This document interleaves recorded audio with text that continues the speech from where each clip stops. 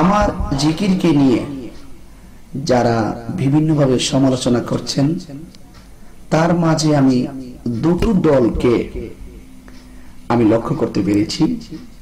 এক, হেফাজতে ইসলামের সমর্থনকারী নামধারী চরমোনাই। দুই, সুন্নি নামধারী গোলাপি সুন্নি। এই দুটো সম্প্রদায়, এই দুটো দল আমাকে কেন্দ্র করে বিভিন্ন ধরনের সমালোচনা, আমি কেন দাঁড়িয়ে জিকির করি, এই বিষয় নিয়ে আমাকে বিভিন্নভাবে ধিক্কারমূলক কথা বলে থাকে। সেই কথা হয়তো লেখনের মাধ্যমে কিংবা ফেসবুকের মাধ্যমে কিংবা ইউটিউবে এডিটিং এর মাধ্যমে আমি লক্ষ্য করেছি।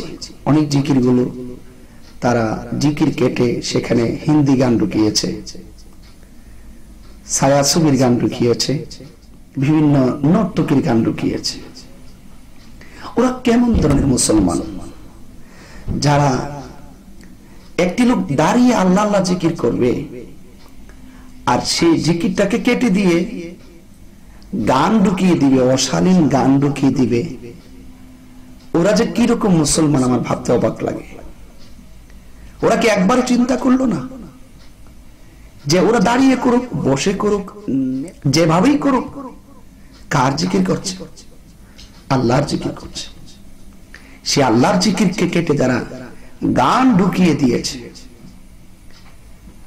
ওরা কি একবার ভাবে না যে এই জিকির গুলো মুসলমানদের এই দাঁড়িয়ে বসে মাথা নেড়ে নেড়ে জিকির গুলো শুধু মুসলমানরাই দেখছে না, অন্যান্য ধর্মের অবলম্বনকারী যারা তারাও কিন্তু দেখছে। ওরাও যখন ফলো করবে, মাথায় টুপি আছে, মুখে দাড়ি আছে, একটি আমাদের মুসলমানদের ধর্মীয় জলসা, সেখানে মুসলমানদের জিকির কেটে যখন ওই পরিবেশে গানটি ঢুকিয়ে দেয়, ওরা কি একবারও ভাবে না যে এতে ইসলামের অবমাননা হচ্ছে?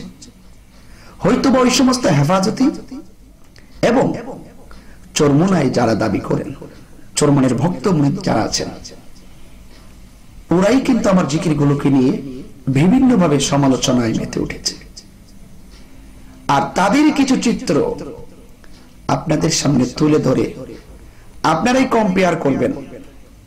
আমি তাহিরি জিকিরের জন্য জিকির করে ইসলামের কতটুকুন ক্ষতি করেছি, আর এই সমস্ত জিকির যারা জিকির করতে করতে বাঁশের উপরে উঠে যায়,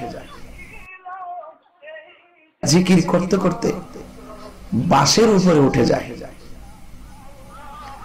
যারা জিকির করতে করতে বক্তার স্টেজে লাফ মেরে উঠে চতুর্পাশে নাচানাচি এবং ঘুরতে থাকে,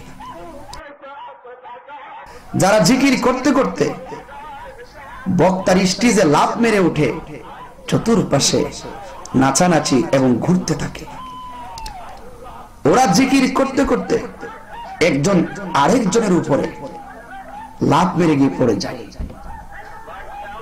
কই,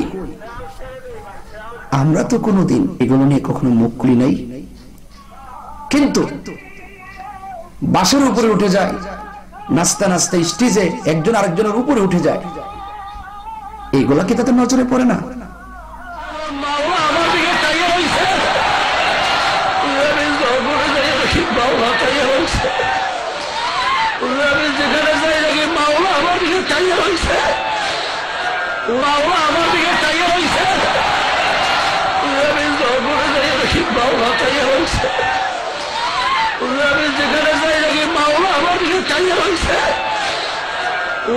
আমাদের কাছে আরো অনেক কিছু আছে যেগুলো তুলে ধরলে তাদের লেখনির শক্তি সেকেন্ডে ধূলিসাৎ হয়ে যাবে।